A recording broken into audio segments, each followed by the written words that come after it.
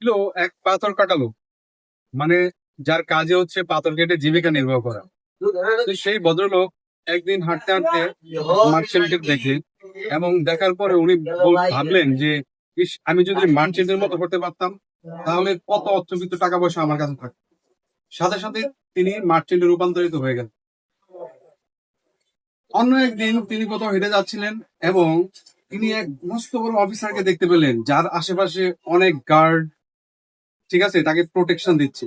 তো ওই অফিসারকে দেখে উনি মনে মনে ভাবলেন, ইস, আমি যদি মস্ত বড় অফিসারের মতো হতে পারতাম তাহলে কতই বা না ক্ষমতা থাকতো আমার হাতে।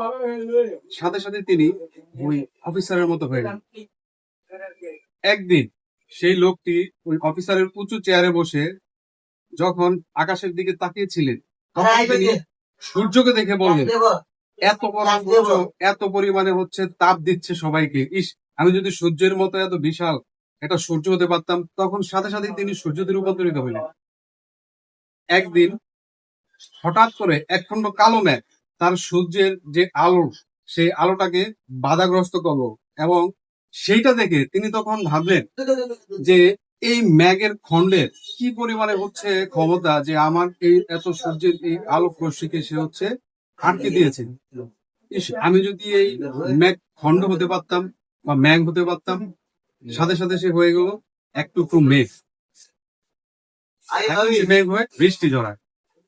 তো তারপরে হঠাৎ করে একদিন সে দেখলো কি যেন একটা তাকে ভাসিয়ে নিয়ে যাচ্ছে। যখন সে দেখতে পেলো যে এটা হচ্ছে বাতাস, তখন সে ভাবলো, বাতাসের না কত পাওয়ার, ইস, আমি যদি বাতাস হতে পারতাম। হয়ে গেল সে বাতাস। একদিন সে বাতাস হয়ে সমস্ত কিছু ভাসিয়ে নিয়ে যাচ্ছে, কিন্তু হঠাৎ করে সে দেখতে পেল যে হচ্ছে একটা পাথর, সেই পাথরটা কিন্তু সে এখান থেকে সরাতে পারছে না, ঠিক আছে, সেই পাথরটা কিন্তু স্টিল সেখানে দাঁড়িয়েছে। তো ওই লোক ভাবলো যে না, ও তাহলে পাথর হয়ে গেল, আমি তাহলে পাথর হয়ে যাই, এবং এট দ্য সেম টাইম উনি হচ্ছে পাথরে রূপান্তরিত হয়ে গেছে। আচ্ছা, ভালো কথা, উনি পাথরে রূপান্তরিত হয়ে গেছেন। তারপরে কি হলো? তারপরে হচ্ছে একদিন হঠাৎ করে সকালবেলা ওই পাথরটি শুনতে পায় যে তার উপর কিছুর একটা আওয়াজ চলতেছে, ঠিক আছে। তখন সে সেই শব্দ শুনে সে ভাবলো যে আমার উপরে আবার কিসের আওয়াজ, কিসের শব্দ। তখন সে দেখতে পেল যে এক পাথর কাটালো তার হাতুড়ি হ্যামার দিয়ে সেখানে অনবরত আঘাত করার ফলে সেই শব্দটি তৈরি হচ্ছে। তখন সে দেখে বলল যে ইস, আমি তো পাথর কাটা লোক ছিলাম, সেটাই ভালো ছিল।